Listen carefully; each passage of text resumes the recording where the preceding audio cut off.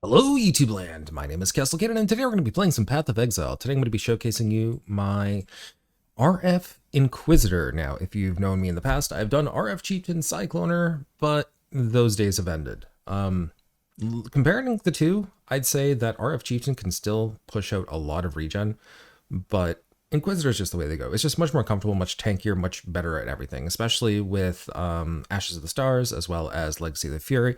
Everything just makes this build feel better, feel tankier, feel everything.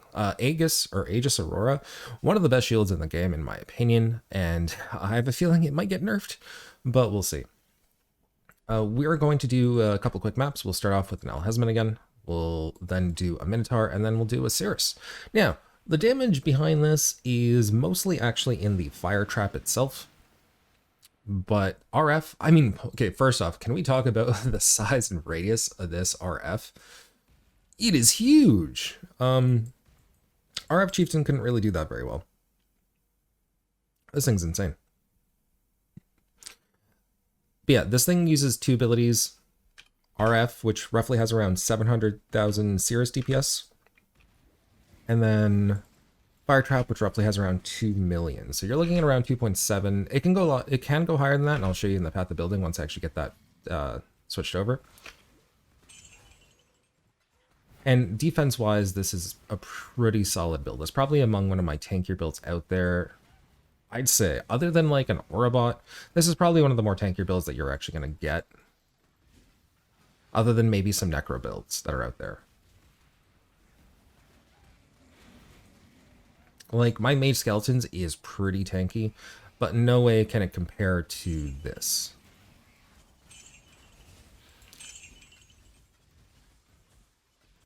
I will say that certain things will take a little bit longer, like my Sirus doesn't take the sub 2 minutes or 2-minute 20 or whatever that the, explosive arrow did. It's going to take a little bit longer because this only has roughly around 3 million Shaper DPS and not 15 to 20 million, but overall it's a pretty solid build. I got this thing to level 97 today, and it just feels good. Which I'm gonna just put a portal here so I don't forget. Now, certain things can feel pretty bad. Bleeds still hurt, so that's a thing.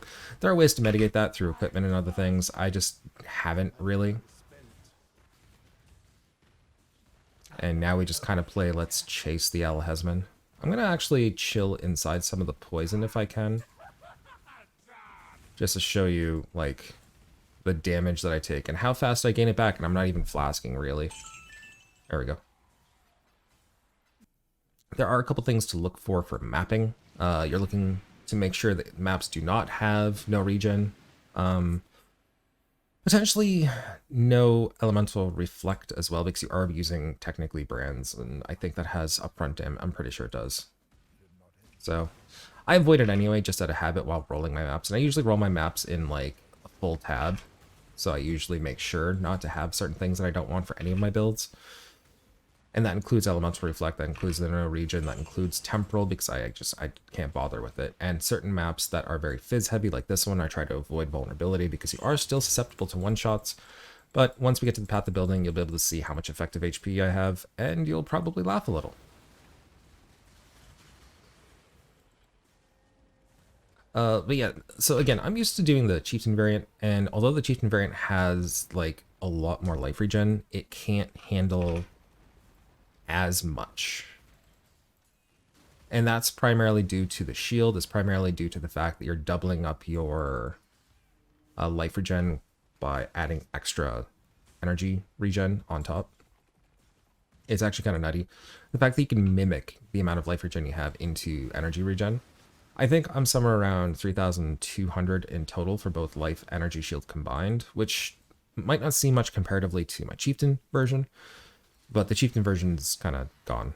It's not nearly as good anymore. That one also heavily relied on Vol Righteous Fire as well. And ever since the changes to that, it just didn't feel nearly as good.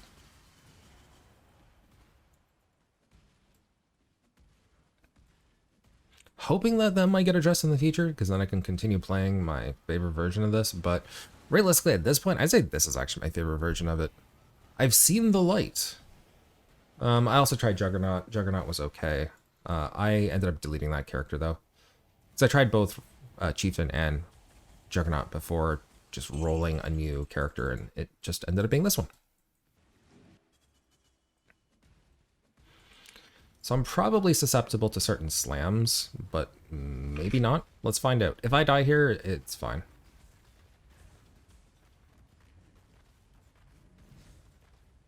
He goes back to full. Oh no, I took that passive off. Dang. So you did not get to see Guardian's Aid. I took that passive off because I switched over to a new build that I'm playing right now. It's very mappy. So I was like, I'm not going to do any bossing content. Either way, I was able to handle Minotaur slams just fine. It wasn't a white map either, as you saw. So there's that.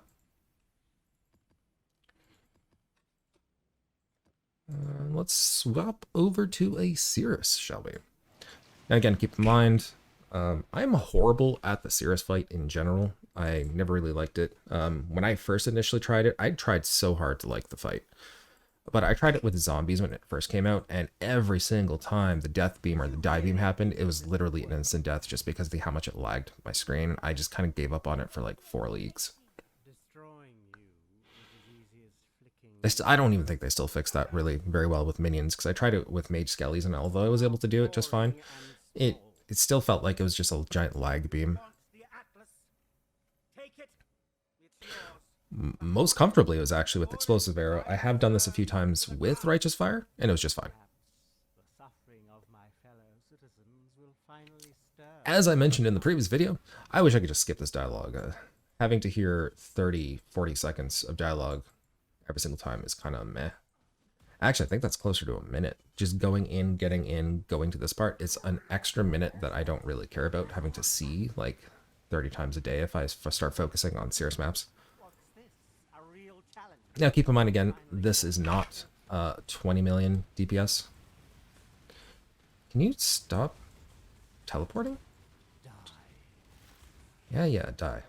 That's nice.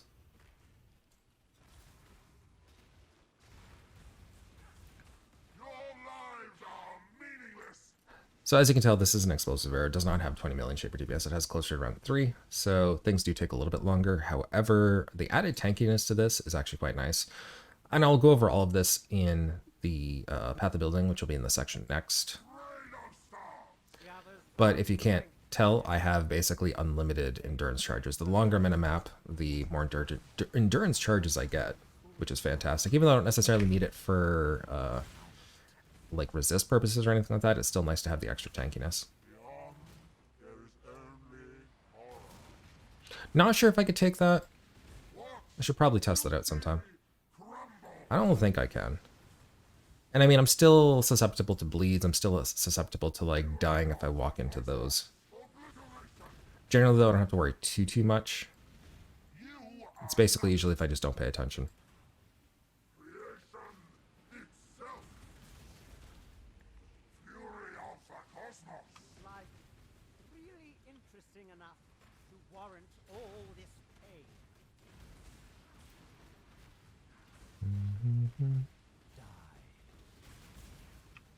Oh. I guess there was a cloud there, I just didn't see it. Or the degen on the ground. I mean, although yeah, my health was going down, it was still fast enough for me to actually react to it. But again, I'm not really comfortable with the fight. Well, I am, but at this point I'd rather do Maven. But with RF, let's not talk about Maven. Although realistically, I guess you don't even have to activate your RF. You could just use Fire Trap for it. But again, that's still 3 million, which is a pain in the ass, realistically.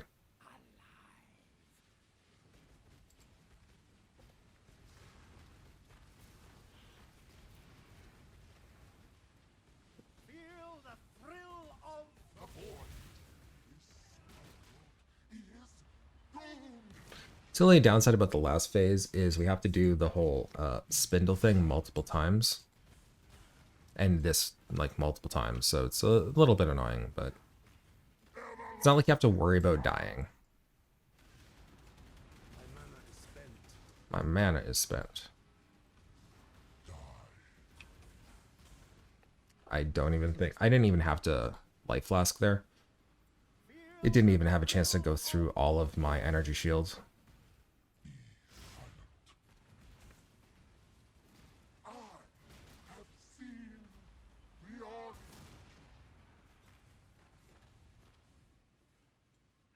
Boop. Yeah, everlasting fire.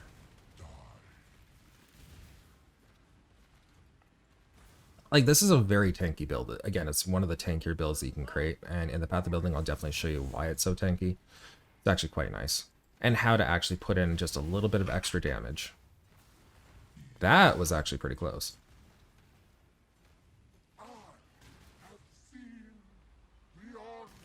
But I was also in the degen there, so...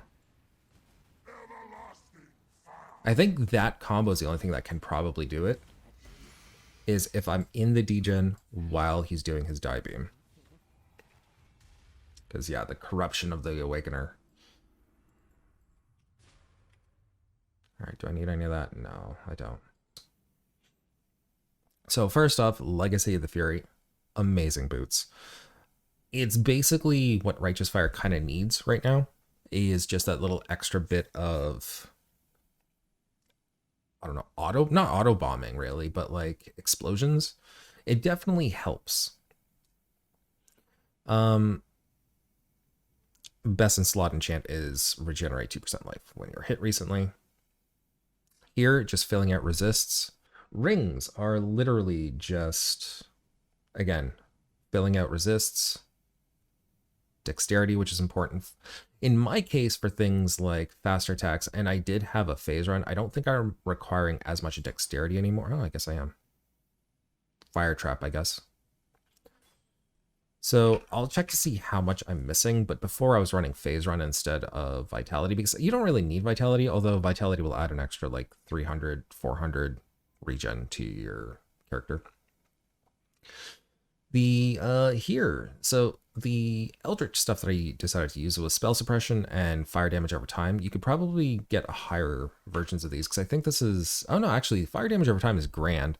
You'd have to try an Orb of Dominance, I believe. Well, you'd be able to use the exceptional ones, and then try to do that to push it even higher. However, it just doesn't seem worth... This was fine enough for me. Spell suppression is also kind of nice, but it is what it is. Again, Chaos Resists, filling out resists everywhere. More dex, more resists, more everything. This one actually can likely be Warlord ringed in hopes to get Area of Effect, to push the Area of Effect even higher, potentially, because it's missing a couple things there. It's actually has an open prefix, so that's perfect for that. Ashes of the Stars. What can I say about this amulet? It's one of the best amulets in the game right now for most builds, mostly again because level of all skill gems, quality of all skill gems. It works really well with alt quality jewels, even though I haven't really utilized that very well. Increased reservation efficiency is also amazing. That's basically all the things that I'd be looking for most of my builds that I play. The Aegis Aurora, or Aegis Aurora, depending on how you want to pronounce it, is one of the best shields in the game. Hands down, if you're even a hybrid build, but if you're an energy shield build, it's the best shield in the game. Highly underrated, and honestly, I feel like it's going to get nerfed. A lot more builds are now playing with it. I hope it doesn't get nerfed. It's one of my favorite shields. I really, really hope it doesn't get nerfed. I just started using it. GGG, don't, please don't. This helmet was interesting. So, to craft it, this is self-crafted, by the way.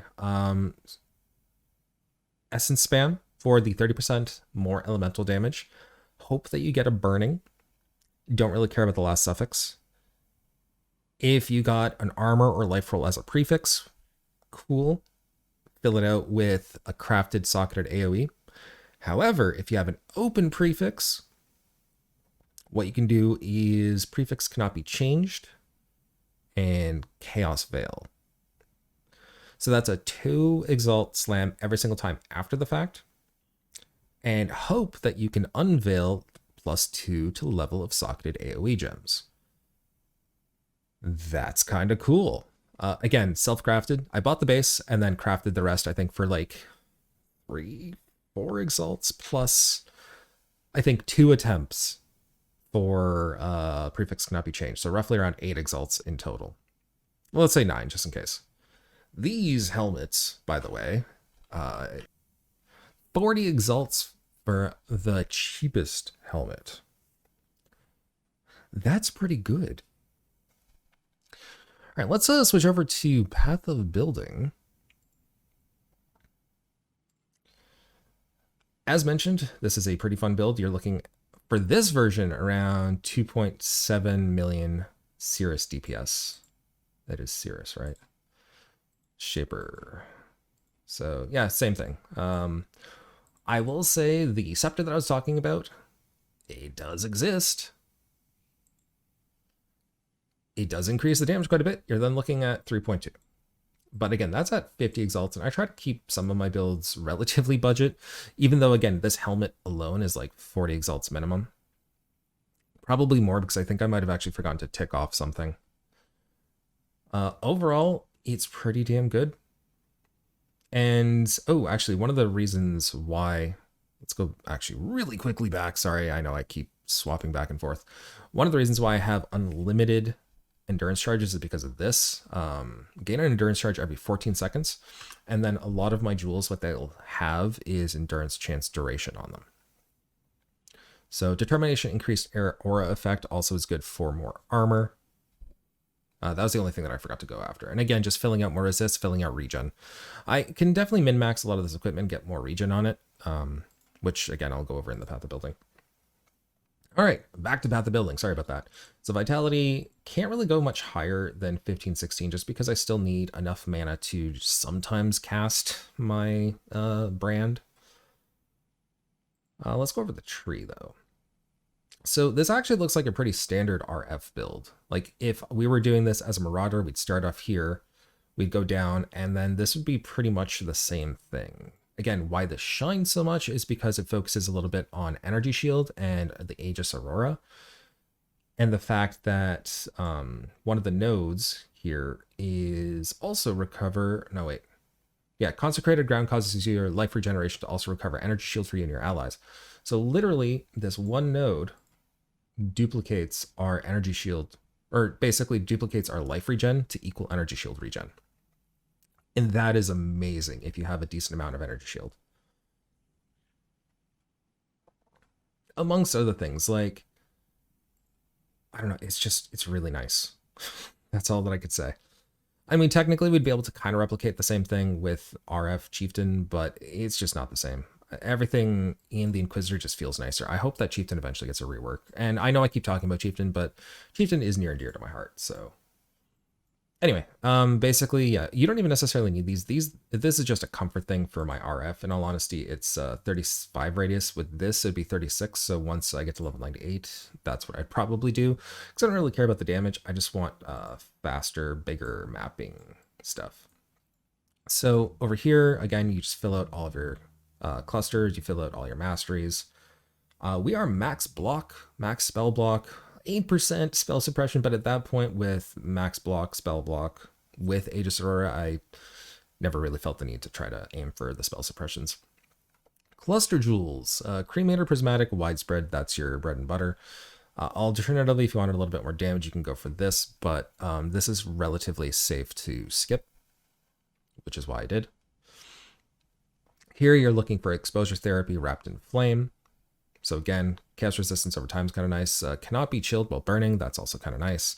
Chance to cover enemies in ash while you are on hit while you are burning. That is also nice. Flow of life, smoking remains here, and then literally fill out resists, because this thing is a pain in the ass.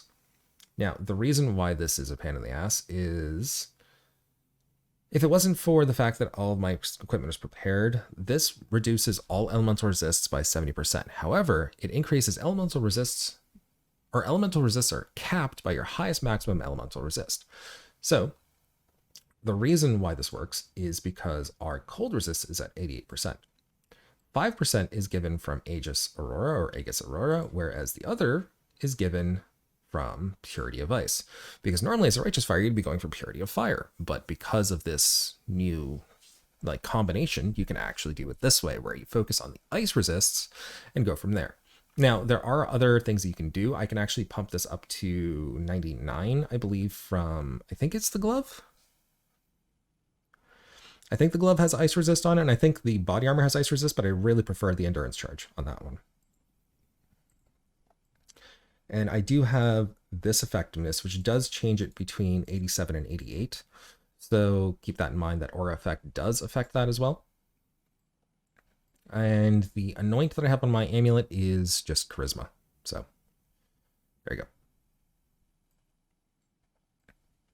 What other things do I have? Just, again, filling out chaos resists here, even though I don't necessarily need as many. I could probably actually replace that with something a little bit more damaging. The attack speed on swords doesn't really make any sense either. This one here, cold and everything. I keep the resistances because at the very beginning of maps, I'm right at the cap, right? Actually, I'm a little under the cap with lightning resists, but within 15 seconds, I gain it right away, so it doesn't matter at that point. Again, you're filling out as much armor as you can. You have 48,000 armor, 90% damage mitigation. It's actually kind of nice. You're also grabbing prismatic skin and maximum cold resist there. It's, again, really nice. You're focusing on the defenses. Another neat one is Divine Shield. Cannot recover energy shield above armor because we have 48,000 armor, doesn't matter. And then physical damage prevented from recent or hits recently is regenerated as energy shield per second. That is also very strong. Most people don't tend to actually grab that node. It is pretty strong. So anyways, that's about it, actually. If you have any questions, feel free to ask them down below. So we're using Determination, we're using Defiance Banner, we're using Tempest Shield for the block chance, spell block. If we needed to, what we could have done was use this for even more, because I believe that would bump it up to, yeah, an extra, what is that? 8%. So if you were low on spell block, actually, if we were to grab that, I wonder if we can knock off these two, or this one node. Yeah, we'd actually be able to get a free node if we grabbed a Tempest, or a Divergent Tempest. It's Divergent, right? Yeah, a Divergent Tempest Shield. We'd be able to actually just knock off that node altogether. So that's an extra skill point that we could just probably put somewhere else, even if it's like life recovery or something. There you go, regenerate 2% extra life while moving. That could be actually pretty good, because then again, that gets shadowed over to, or like replicated over to Energy Shield, which doubles the effect. Not bad. I learned something new. Beyond that, yeah, there's nothing really else. Again, keep in mind, I'm using this scepter, not the Mind Ram, which almost gets you to 840,000 DPS. Now, let's go over some of this stuff. So we have Life Tap. That affects our trap only. We are generally on Onslaught. We have Endurance Charges that are automatic and permanent. So we'll always have Endurance Charges, which is really nice. We're generally on Consecrated Ground because that's the Templar passive, because without that, we don't get the Energy Shield replication. Or Energy Shield regen, sorry.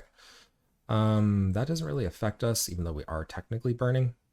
Righteous Fire. Get it. Oh, that's what. I accidentally ticked this on, so I'm ticking that off right now. Have you been hit recently? Generally, yes. What that does is it just increases the amount of life regen you have by like 130, which is then duplicated due to Energy Shield, so it's really nice. And again, covering enemies in Ash, percent chance on hit, and you're most likely going to have the enemy inside Consecrated Ground, because that's basically when you stop in the radius of the enemy, and that's when that happens, because that's your Templar passive. So overall, if I made any mistakes on here, feel free to correct me down below. It's strong. Like, I don't know what I could tell you. This is, I'm probably going to take this build to level 100. Like, this is the next thing that I'm going to take to level 100, because I already took my fast mapper, but I've just been juicing that up with like triple beyond nonsense for the last little bit. It's a good build. It's a consistent build. It's a bosser. It feels good mapping. Like, surprisingly, this is how RF used to feel for me for RF Chieftain, right? Hopefully you all enjoyed. So yeah, leave a comment down below, subscribe to my channel, leave a like on the video, and don't forget the most important part, have fun.